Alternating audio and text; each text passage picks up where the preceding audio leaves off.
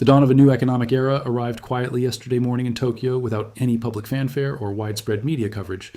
While the rest of the world slept soundly, Japan passed legislation that fundamentally alters the definition of labor drastically forever. Humanoid robots are no longer classified as mere tools, but as ownable capital assets with legal standing now. This seismic shift marks the definitive end of the wage labor system, as we have known it for centuries. You might think this is distant science fiction, but the documents are already signed and sealed by officials today. The implications ripple far beyond the borders of the island nation, where aging populations desperately demand care services. We are witnessing the birth of a system where income derives from ownership rather than hours worked manually. If this future concerns you, then hit subscribe right now, because this channel is Humanoid Soul and we track money. The legislation allows corporations to lease humanoid units to households without traditional employment contracts or benefit packages included. These units perform care work logistics and manufacturing tasks without demanding wages or requiring healthcare insurance from employers. Imagine a world where your primary competitor does not sleep, eat, or require any form of social security benefits. This is not a distant hypothetical scenario, but a reality unfolding in real time before our very eyes. The Japanese government argues this solves the demographic crisis facing their shrinking workforce and declining birth rates globally. Yet economists warn this creates a permanent underclass of humans unable to compete with owned capital assets directly. Your labor value is about to be undercut by machines that someone else owns and controls completely without oversight. Consider the story of Oren, who spent decades mastering the art of precision assembly in heavy industry sectors. He believed his unique skill set would protect him from the inevitable march of automation technology across all nations. Then, the factory floor was replaced by units leased under the new ownership directive without any prior warning signs. Oren found himself competing against assets that depreciated slower than his own physical health and stamina levels. The cost of running a humanoid unit is a fraction of human cost over time, according to financial analysts. This economic disparity forces workers to accept lower wages just to remain relevant in the competitive market today. Meanwhile, investors are buying shares in fractional robotics platforms like Republic and Seed Invest to gain market exposure. They earn significant revenue from the labor of machines they never physically touch or manage directly themselves. The wealth gap is no longer about who works harder, but who owns the workers and the tools used. Europe is watching closely as the EU AI Ownership Directive prepares similar frameworks for their own internal markets. Dubai has already announced its humanoid infrastructure plan to replace public sector roles with synthetic labor forces.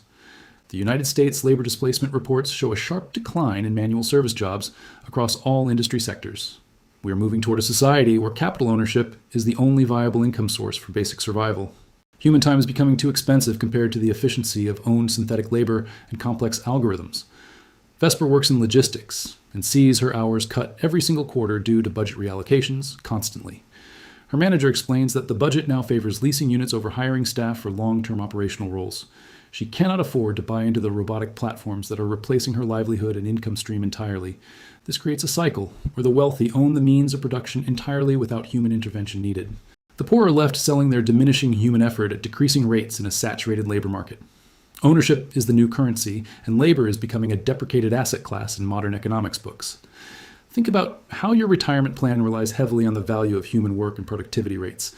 That value is evaporating as humanoid integration scales across global supply chains and local service industries. Japan's humanoid caregiver rollout is just the first wave of this economic tsunami hitting shores worldwide. Soon, elderly care will be provided by units owned by insurance conglomerates and large healthcare providers. Families will pay subscriptions for care, rather than hiring human nurses directly for private home visits. The money flows to the owners of the units, rather than the caregivers themselves who do the work. This shifts wealth from the working class to the holding class permanently without any reversal mechanism available. Cairo tried to adapt by learning to repair the very machines taking his job in the factory. But even repair roles are being automated by self-diagnosing software systems and remote update patches daily. There is no safe harbor for human labor in this new economic landscape of owned automation systems. You must understand that income will not come from your hours anymore in this lifetime, ever. It will come from what you own and what you control legally within the financial system. If you do not own assets, you are effectively renting your existence from others who do. The legislation in Japan sets a precedent for global economic restructuring across all developed nations soon. Nations will compete to offer the most favorable laws for robotic capital ownership and tax breaks. This race to the bottom threatens human welfare standards everywhere, simultaneously without any safety net provided. Companies will relocate to jurisdictions where humanoid labor is cheapest to own and operate legally.